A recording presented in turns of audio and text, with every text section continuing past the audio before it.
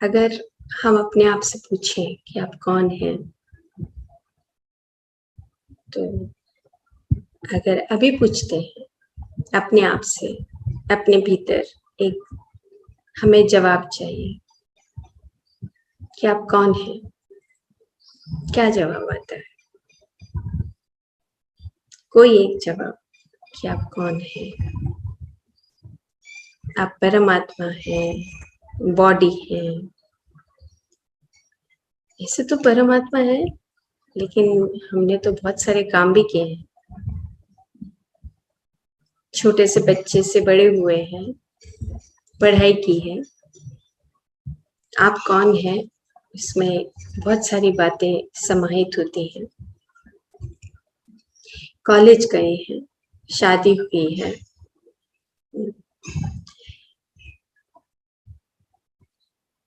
बच्चों को संभाल रहे हैं, पूरी फैमिली को देख रहे हैं। आप कौन हैं, ये तो आपको खुद ही फाइंड आउट करना है।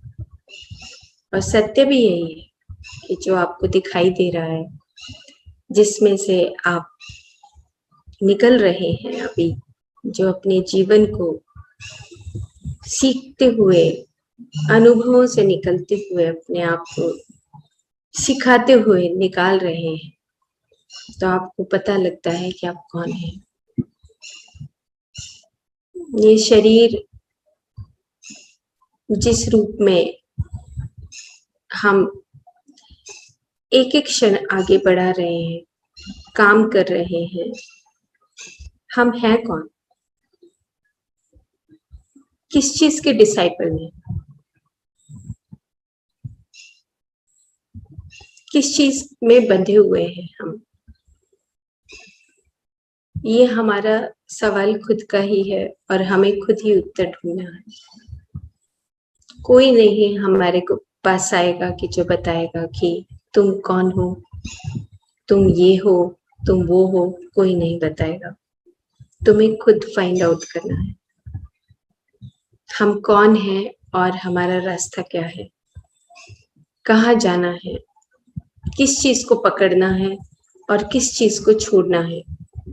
सब कुछ हमें खुद ही पता करना है, क्योंकि ये हमारी अपनी जर्नी है।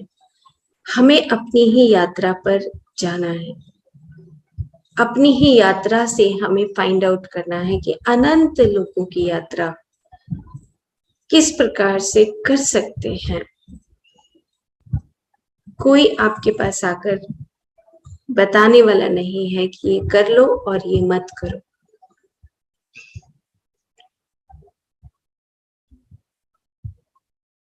प्रैक्टिकल रूप से दो चीजें हैं, एक थ्योरी, एक प्रैक्टिकल। थ्योरी तो हम पुस्तकों में पढ़ते हैं। थ्योरी में हम किताबों में जाते हैं, वेद पढ़ते हैं, उपनिषद पढ़ते हैं, पुराण पढ़ते हैं, अलग अलग बुक्स पढ़ते हैं, स्वाध्याय करते हैं। लेकिन जब प्रैक्टिकल बात आती है, जब जीवन में जीने की बात आती है, तो वो सारी किताबें एक तरफ हो जाती हैं और हमारा जीने का रास्ता कुछ और हो जाता है। तो my dear friends, spiritual world, spirituality, spirit,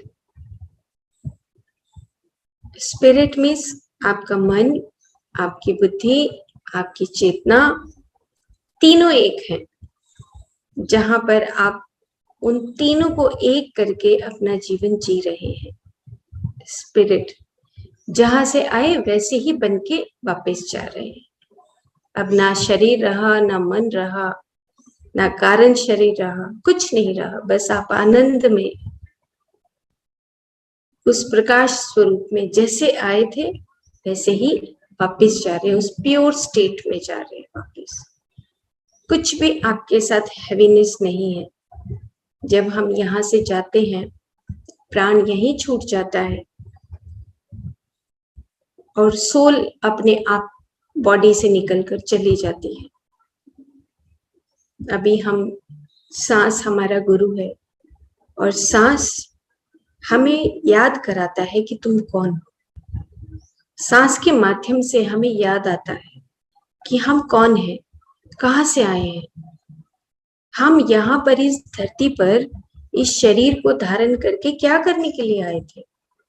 कौन है हम? अपने आप से आंख बंद करके ये सवाल पूछते रहिए, बार बार, हर रोज बार बार पूछना है, कौन है? फंस तो नहीं गए कहीं हम परिवार में? फंस तो नहीं गए कहीं मटेरियलिज्म में? फंस तो नहीं गए कहीं अपनी जॉब के चक्कर में? फंस तो नहीं गए धन के चक्कर में? फंस तो नहीं गए कहीं पर? बार बार हमें टेस्ट करना है कि आप कौन हैं, आपका स्वरूप क्या है।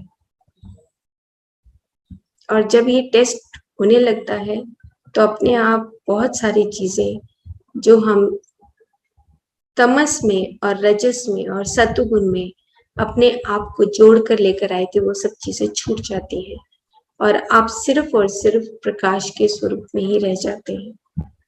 और तभी आप ऊपर जा सकते हैं, उसके बगैर आप ऊपर जा ही नहीं सकते। Very simple.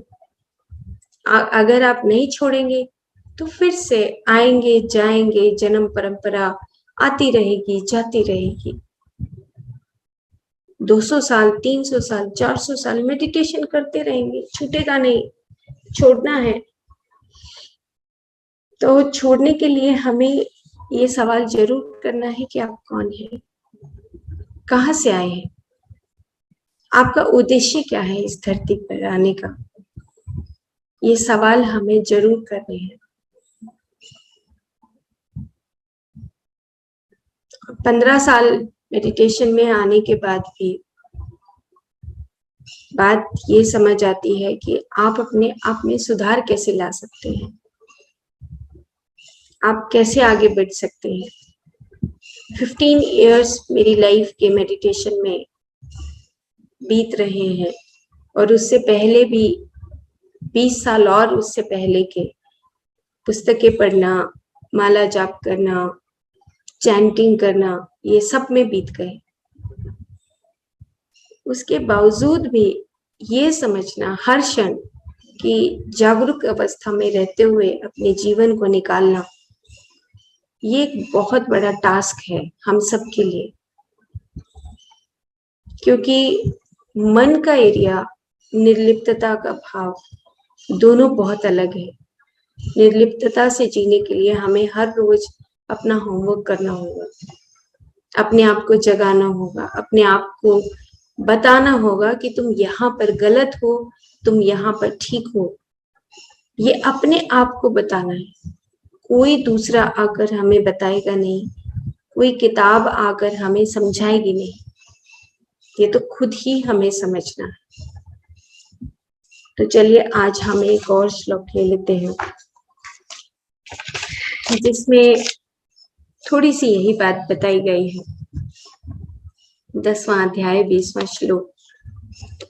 भगवान कृष्ण अर्जुन को बोल रहे हैं कि हे अर्जुन, समस्त प्राणियों में स्थित आत्मा मैं ही हूँ। सकल प्राणियों की स्थिति लय का कारण भी मैं ही हूँ। बहुत बहुत बहुत गहरा श्लोक है और बहुत प्यारा श्लोक है। वो कह रहे हैं कि हे अर्जुन, समस्त प्राणियों में स्थित आत्मा मैं ही हूँ। अब ये तो हम जान ही गए हैं कि हम कौन हैं। हर एक हमारी कोशिका के भीतर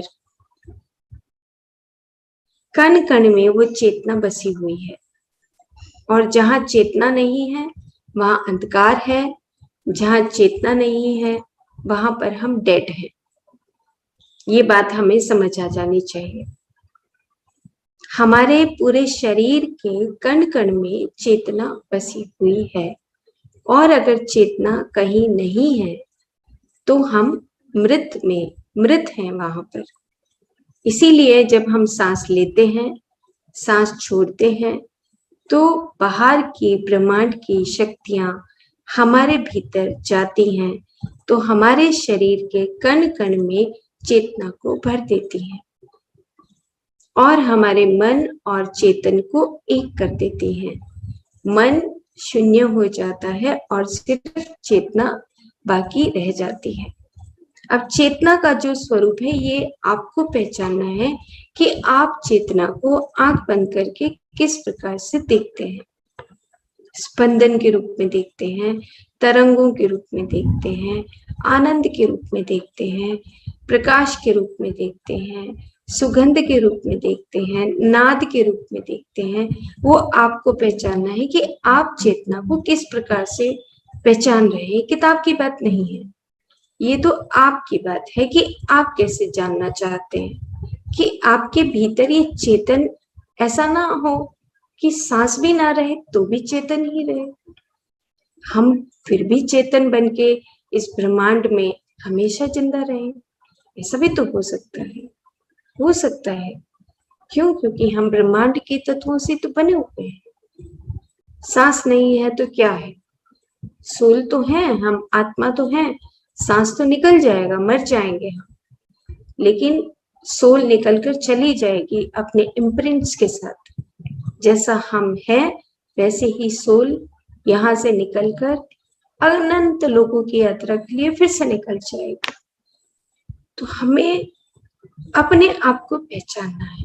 वही बात यहाँ पर अर्जुन को बता रहे हैं कि मैं समस्त प्राणियों में स्थित आत्मा मैं ही हूँ।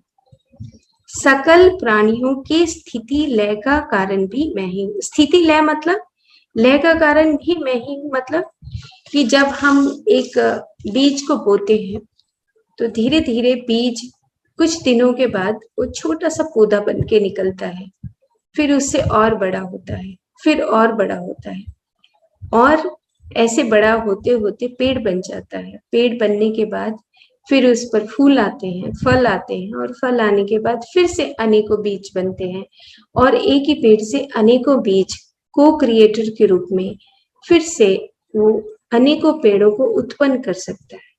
तो यहाँ पर जो ये लाइन है, सकल प्राणियों के स्थिति लय का कारण भी मैं ही हूँ, यानी कि आप छोटे कीट पतंगे से लेकर और उस पशु जगत की अंतिम यात्रा तक मैं ही उसमें वास करता हूँ। यानी कि जो चेतना है वो एक छोटे से कीट पतंगे से लेकर और पशु की आखिरी योनि तक मैं ही उसमें वास करता हूँ। मैं ही लय का कारण हूँ। एक नीचे से लेके ऊपर तक की जो लय है, जैसे समुद्र में लहरें उठती हैं, इसी प्रकार से मैं उस लहरों की भांति हर एक प्राणी में बसा हुआ हूँ, पेड़ पौधों में बसा हुआ हूँ, पत्थर जगत में, मिट्टी जगत में बसा हुआ हूँ। मैं ही हूँ। कौन मैं? मैं चेतना स्वरूप। कौन मैं? भगवान का स्वरूप। कौन मैं? आत्मा का स्वरूप। मैं ही हूँ। नींद पर विजय प्राप्त करने वाले अधिकांश होते हैं, लेकिन इंद्रियों पर विजय प्राप्त करने वाले बहुत कम लोग होते हैं। इस प्रकार के लोग जो इंद्रियों पर विजय प्राप्त करते हैं वो हैं पांडव। इंद्रियों के वश में होने वाले अत्यधिक लोग होते हैं और उस प्रकार के लोग हैं कौरव। अब यहाँ पर ये बात बताई जा रही है कि जो इंद्रियों पर विजय प्राप्त करते हैं वो पांडव हैं, और जो इंद्रियों के वश में रहते हैं वो कौरव हैं। अब फैसला यहाँ पर भगवान कृष्ण अर्जुन को जो बता रहे हैं वो फैसला नहीं बता रहे, वो ये पहचान बता रहे हैं कि तुम कौन हो। तुम इंद्रियों के वश में हो या तुमने इंद्रियों पर विजय पा ली है। कौरव हो या अर्जुन हो, कौरव हो या पांडव हो, इंद्रियों पर विजय प्राप्त करने वालों को ही आत्म तत्व ज्ञात होता है। तो जो इंद्रियों पर विजय पाते हैं उनको ही आत्म तत्व ज्ञात होता है। अब इंद्रियों पर विजय पाने का तरीका क्या है? इंद्रियों पर विजय पाने का तरीका बहुत सिंपल है। हमें ऐसे कंट्रोल नहीं करना अपने आप को कि नहीं नहीं बहुत दुनिया क्या कहेगी, देखो मैं तो ध्यान करता हूँ और मैं तो अभी समोसे खा रहा हूँ। तो ऐसे हमें इन बातों को नहीं सोचना है कि अगर मैं मेडिटेशन करता हूँ तो मुझे वाइट ही कपड़े डालने चाहिए। ये गलत धारणा है। अगर मैं मेडिटेशन कर रहा हूँ तो मुझे तिलक लगाना चाहिए। मेडिटेशन कर रहा हूँ तो मैं जोर से हंस नहीं सकता। मेडिटेशन कर रहा हूँ तो मैं अपनी बात को जिस प्रकार का मैं हूँ वैसे मैं प्रकट नहीं कर सकता। ये सब धारणाओं को हमें मिटाना है। इंद्रियों पर विजय प्राप्त करने का मतलब ये है कि जब हम किसी भी एक इच्छा के बाद उस अनुभव से निकलते हैं, उस अनुभव को समझते हुए अगर हम छोड़ना चाहते हैं तो छोड़ सकते हैं। तभी हम इंद्रियों पर विजय प्राप्त करते हैं। ऐसे विजय प्राप्त नहीं करते, धक्के से विजय प्राप्त नहीं करते। दमन नहीं करना है, शमन। दमन और शमन, आपको याद होगा कि पिछले अध्यायों में भगवान कृष्ण ने अर्जुन को दमन और शमन भी समझाया कि धक्के से दबाओ मत अपने आप को। वो दबाना भी गलत है कि लोग क्या कहेंगे, देखो मैं ध्यान करता हूँ तो अगर मैं ऐसा करूंगा तो लोगों की बात नहीं है। आप अपने आत्मवत स्थित होकर इंद्रियों पर किस प्रकार से विजय पा सकते हैं। इंद्रियों को किस प्रकार से, इंद्रियां मतलब जो आपके डिजायर्स हैं, आप आंख से जो देखते हैं, कानों से जो सुनते हैं, आप जो खाने के रूप में जो खाना चाहते हैं, जिससे मन खुश होता है। कई बार होता है कि आपने 2 बार चाय पी ली, तीसरी बार भी मन होता है तो वो कहेंगे नहीं नहीं मुझे तो अपनी इंद्रियों पर विजय पानी है। नहीं, अगर आपका दिल खुश होता है चाय पीने से तो आप तीसरी बार भी चाय पी सकते हैं, पर आपको जागरूकता के साथ चाय पीनी है, जागरूकता के साथ खाना खाना है, जागरूकता के साथ ही आपको अपना मुंह खोलना है। इंद्रियों पर विजय प्राप्त करने का मतलब है कि आप जागते हुए एक जागरूक अवस्था में अपना काम कर रहे हैं, ना कि धक्के से जबरदस्ती अपने आप को मार के आप फिर इंद्रियों पर विजय प्राप्त नहीं कर सकते हो। आपको पूरे ब्रह्मांड के सत्यों को समझते हुए इंद्रियों पर विजय प्राप्त करना है। होता है कभी कि सुबह आप रात को लेट सोते हैं और सुबह आप मेडिटेशन में नहीं उठ पाते हैं तो इट्स ओके। लेकिन अब हम इंद्रियों पर नहीं, मेरे को तो सुबह उठना ही है। कुछ मास्टर्स का फोन आता है मेरे पास कि मैं आज उठ नहीं पाई, वेरी सॉरी। नहीं, अगर आपका अंदर से दिल नहीं है, आप फोर्स मत करिए। आप जागरूक अवस्था में उस नींद को संपूर्णता से ले रहे हैं, नॉट बैड। वो अच्छी बात है कि आप अपनी उस सोल को एक संतुष्टि दे रहे हैं, संतोष दे रहे हैं सोकर। तो हमें इंद्रियों पर विजय प्राप्त करने का जो हम एक साधारणतया समझते हैं वो नहीं समझना है। एक आत्मा के स्वरूप में आप जब अपने आप को स्थापित करते हो, उसके बाद आप इंद्रियों पर विजय किस प्रकार से प्राप्त करते हो, ये बात आपको समझनी है। तो ये एक बहुत बड़ा चैप्टर है हमारे लिए। पहले मुझे भी ऐसा लगता था 15-20 साल पहले कि समत्वम योग उच्यते को जब हम बोलते थे कि हमेशा सम रहो। समत्वम योग उच्यते मतलब कि आपको कोई गुस्सा करे तो सम रहना चाहिए, और आपको कुछ ना मिले खाने के लिए तो भी सम रहना चाहिए। अब उस वक्त 20-25 साल पहले जब भगवत गीता बिना ध्यान के पढ़ी, तब ये लगता था ऐसे कैसे कंट्रोल हो सकता है, कंट्रोल ही नहीं कर सकते हैं। लेकिन अब समझ आती है कि जब आप एक आत्मज्ञानी बन जाते हैं तब इंद्रियों पर विजय प्राप्त करने का मतलब या समत्वम योग उच्यते का मतलब क्या होता है, अब बात समझ आती है। आप अपने आप को, आपके सामने वाले को भी उसी रूप से देख रहे हैं, एक आत्मा के रूप में देख रहे हैं। समत्वम, समता का भाव। फिर आपको समत्वम योग उच्यते का मतलब समझ आता है, इंद्रियों पर विजय प्राप्त करने का मतलब समझ आता है कि you desire, you experience and you get the knowledge and you just live it now. आपने टेस्ट कर लिया ना एक बार अपनी इंद्रियों से, उस इच्छा को जान लिया, उसके बाद आप उसको छोड़ सकते हैं क्योंकि आप अगले कदम में जा रहे हैं। You are having the dynamic nature. आप पल पल लगातार हर क्षण बदल रहे हैं। जैसी संगीता अभी 5 मिनट पहले थी, वैसी संगीता अब 5 मिनट के बाद नहीं है, वो चेंज हो रही है, उसकी कोशिकाएं बदल रही हैं, सब कुछ बदल रहा है। तो इंद्रियों पर विजय प्राप्त करने का मतलब हमें एक आत्मज्ञानी की भांति हमें समझना है। फिर इंद्रियों के वश में होने वाले को या इंद्रियों में डूब जाने वाले को आत्म तत्व जरा भी गले नहीं उतरता।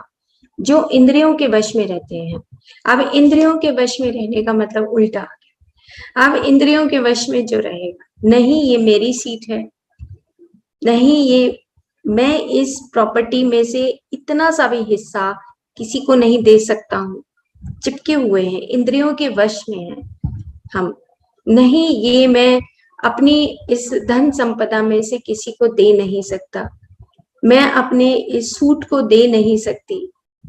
इतने ऐसे इंद्रियों के वश में हो जाना, आपने एक्सपीरियंस कर लिया बहुत सारी चीजों का, फिर भी आपके घर में हम अमूमन देखते हैं कई बार बिस्किट है, मिठाई है, खराब हो जाती है, हम देते नहीं किसी को। इंद्रियों का वश।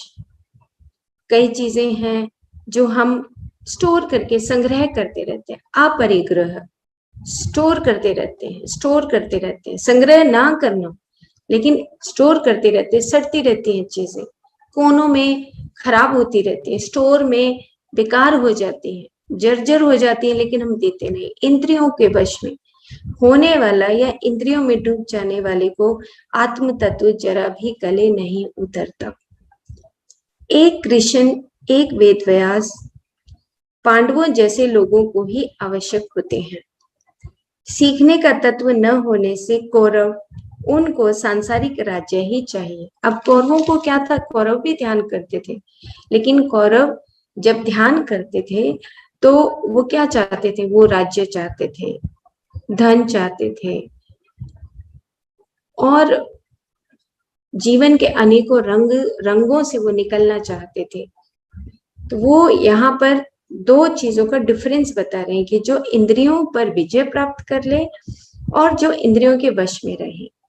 तो इंद्रियों पर विजय प्राप्त करने का मतलब कि आप आत्मज्ञानी बन गए, सीधी सी साधारण सी बात है। फिर सीखने का तत्व न होने से कौरव, उनको सांसारिक राज्य ही चाहिए, उनको आत्मा के सिद्धत्व से कोई काम नहीं है।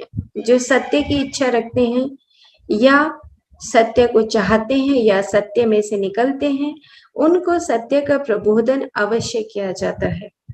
इसीलिए श्री कृष्ण ने अर्जुन को युद्ध रंग में भी भगवत गीता का बोध कराया। किस चीज का बोध कराया, कि तुम कौन हो। बोध मतलब कि आप इस युद्ध में जब आप लड़ोगे तो शरीर समझकर नहीं, आप एक आत्मज्ञानी की भांति ही आप युद्ध करोगे। अब हम युद्ध करने लग जाते हैं घर में भी। अगर मान लो आप घर में लड़ाई करते हो तो बॉडी समझ के लड़ाई करते हैं, करो। अगर लड़ाई करनी है एक आत्मज्ञानी समझ कर आप बात कर सकते हैं, युद्ध कर सकते हैं। आपके अंदर कोई भावना आती है तो आप युद्ध कर सकते हैं, बट एक आत्मज्ञानी की तरह।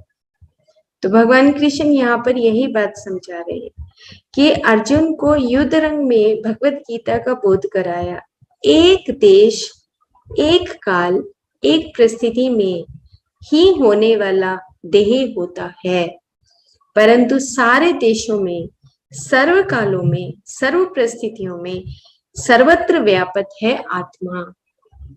अब अगर हम फैसला करें एक शरीर समझकर, तो वो कुछ देर का ही फैसला होगा, एक जन्म का ही फैसला होगा। अगर हमें भगवत गीता बचपन से क्लासेस में लगाई जाती, एजुकेशन होता, तो शायद ये जितने झगड़े हैं धरती के, धन संपदा के, परिवार के, रिलेशनशिप के, ये झगड़े होते ही नहीं। क्यों? क्योंकि हमें पता है कि यहाँ पर हम कौन है, एक सोल के रूप में, एक आत्मा के रूप में ऊपर से नीचे आते हैं, बॉडी को लेते हैं और फिर बॉडी को यहीं छोड़ के फिर से वापस उसी रूप में चले जाते हैं। तो बॉडी तो यहीं रहनी है, ये धन भी यहीं रहना, बेड भी यहीं रहना, चेयर भी यहीं रहनी, टेबल भी यहीं रहना, बच्चे भी यहीं रहने, सब कुछ यहीं रहना। अगर ये हमें कुछ लोग भगवत गीता के हमारे पॉलिसी के रूप में आ जाए कि जो समाज ने या हमारे सरकार जो पॉलिसीज बनाती है उसमें कुछ पॉलिसीज इस प्रकार की हो जाए कि जहां पर ये बात समझाई जाए कि जो तुम फैसले करते हो वो शरीर के रूप में कर रहे हो। एक देश, एक काल, एक परिस्थिति में ही होने वाला देह होता है, लेकिन सारे देशों में, सारे सर्व कालों में, सर्व परिस्थितियों में सर्वत्र व्यापक है आत्मा। कि तुम कौन हो, पहले ये पहचान लो कि तुम कौन हो। तुम एक सोल के रूप में, एक आत्मा के रूप में यहाँ पर एक शरीर को लेकर एक आवरण के रूप में यहाँ पर आए हो और चले जाओगे यहाँ से। अगर सिर्फ इतनी सी बात भी समझ आ जाए तो ये झगड़े खत्म हो सकते हैं, लेकिन एकदम से नहीं। बचपन से ये हमें तालीम देनी पड़ेगी, तब हम ये इस तालीम से हम ये सीख सकते हैं। आत्मा जो है भौतिक सृष्टि के प्रारंभ में भी थी, भौतिक सृष्टि के मध्य में भी थी, भौतिक सृष्टि के अंत में भी होगी। भौतिक सृष्टि का अंत हो सकता है पर आत्म पदार्थ का अंत नहीं होगा। आत्मा एक भौतिक सृष्टि में जाकर बनती है और इस प्रकार का ज्ञान प्राप्त करना ही अपने आप को जानना है। जब आप इस तरह का ज्ञान प्राप्त कर लेते हो, तब आप आत्म पदार्थ को जान लेते हो, तब आपको पता लगता है कि भौतिक पदार्थ तो नष्ट हो जाता है, लेकिन आत्मा का पदार्थ कभी भी नष्ट नहीं होता। यानी कि मतलब you are the total the consciousness, you are living in the consciousness। आप एक उस चेतना के सागर में रह रहे हैं। अब चेतना का सागर है या कर्म और कर्म फल का सागर है, ये दोनों चीजें हमें खुद डिसाइड करनी है। कर्म करते जाओ, कर्म करते जाओ, जो अकर्म बनता चला जाए। अब आप कुछ भी मत जोड़ो, बस किसी को चाय पिलाओ, खाना खिलाओ, प्यार से बोलो, बट उसमें आपका कोई कर्म शामिल ना हो। एक निर्लिप्त भाव से आप अपने जीवन को आगे जीते चले जाओ, तो इस शरीर रूप में भी आप एक परमात्मा के रूप में स्थित हो जाओगे। फिर कोई वास्तुशास्त्र, एस्ट्रोलॉजी कुछ नहीं है, ये सब बेकार की बातें हैं। जब हमें ये समझ आ जाएगा कि हम एक आत्म पदार्थ है और दूसरे वाला भी एक आत्म पदार्थ है, मेरे चारों तरफ भी आत्म पदार्थ ही है। बस ये तो ये है कि उस जो ये लाइन लिखी थी इसमें कि सकल प्राणियों की स्थिति लय का कारण भी मैं ही हूं। लय मतलब पल पल जो हम आगे बढ़ रहे हैं। एक पक्षी भी अपनी उम्र को पूरा कर रहा है, एक पत्ता भी अपनी उम्र को पूरा कर रहा है, एक पेड़ भी अपनी उम्र को पूरा कर रहा है। ये सृष्टि कभी नहीं बदलती। There is no change in the consciousness, we change. क्यों? क्योंकि एक, चलो खत्म करने से पहले एक छोटा सा उदाहरण देती हूँ। जैसे लहर उठती है, तो मेरे को नहीं समझ आ रही थी क्वांटम, जब मैं पढ़ रही थी डॉक्टर अमित गोस्वामी का पुस्तक, 2.5 साल पहले की बात है, कि ये जो हम वेव हैं या पार्टिकल हैं। वो बोलते हैं कि you are a wave, you are a particle, ऐसे बोलते हैं। तो नहीं समझ आ रहा था। वेव मतलब कि आप ऐसे आगे बढ़ रहे हैं, तो आप वेव कब है, आपका क्वांटम नेचर कब है? मतलब कि आप क्वांटम मतलब आप कॉन्शियसनेस में, आप उस चेतना, वो चेतना के स्वरूप में कैसे हैं, और चेतना के स्वरूप में आते आते मैनिफेस्ट करते हैं कि मैं संगीता हूँ, डायरेक्टर हूँ, डॉक्टर हूँ, ये हूँ, वो हूँ। जब आप उस मैनिफेस्ट के रूप में अटक जाते हैं, छोटे से पार्ट पे आपका एक्सपेरिमेंट होता है, तो आप पार्टिकल बन जाते हैं। उस वेव में से कुछ पार्ट इतना सा कट के उसको हम जब नापते हैं कि ये इतना सा, ये एटम है, ये मॉलिक्यूल है, ये आपका ऑर्गन है, ये सिस्टम है, तो उसको जब हम मैनिफेस्ट करके नापने लगते हैं तो पार्टिकल बन जाता है। और हम उसको मिटा देते हैं कि हम शरीर नहीं है, हम आत्मा है, हम शरीर नहीं है, हम एक सोल है, सेल्फ है। तो हम एक वेव बन जाते हैं। और जब हम अपने आप को शरीर मानने लगते हैं तो फिर हम पार्टिकल बन जाते हैं। हमारे शरीर का तो नाप है, हम इतने बड़े हैं, इतने मोटे हैं, ऐसा रंग है, ऐसा रूप है, ये सारा जितना भी नाप है that is equal to particle. लेकिन वेव कब है? जब हम निराकार हैं, जब हम शाश्वत हैं, हम स्वरूप से परे हैं, निरंजन हैं, विराट हैं, हम एक्सपेंडेड कॉन्शियसनेस हैं, तो हम वेव बन जाते हैं। ये बात समझने में मुझे बहुत समय लगा। क्योंकि अगर आप उसमें पूरा उतरते हैं, गहन अंदर जब डूब जाते हैं, तब आपको पता लगता है कि ये क्वांटम नेचर क्या होता है। तो हमें किसी भी बंधन में नहीं बंधना, आराम से पक्षी जैसे उड़ते हैं आसमान में, नेचर में जाइए, एंजॉय करिए लाइफ को। ये जो शरीर मिला है ये एंजॉय करने के लिए मिला है, एंजॉयमेंट के लिए मिला है आपको शरीर, खुश होने के लिए मिला है, मुस्कुराने के लिए मिला है। देखो एक इतनी अच्छी सी मुस्कुराहट आ रही है, हाँ, तो मुस्कुराने के लिए मिला है। Don't stuck up in the body, you are not body, you are खुशी, आनंद, वही है आप, वो ही पहचानना है। आंख बंद करके और करते क्या है? और कुछ नहीं करना है, अपने आप को पहचानना है। और आंख बंद करके करना क्या है? यही तो करना है कि जो रियल नेचर है, इस रियलिटी ने जो हमें दिया है, ऊपर से हम नीचे लेकर अपनी सोल को लाते रहते हैं, ले जाते रहते हैं, लाते रहते हैं, ले जाते रहते हैं।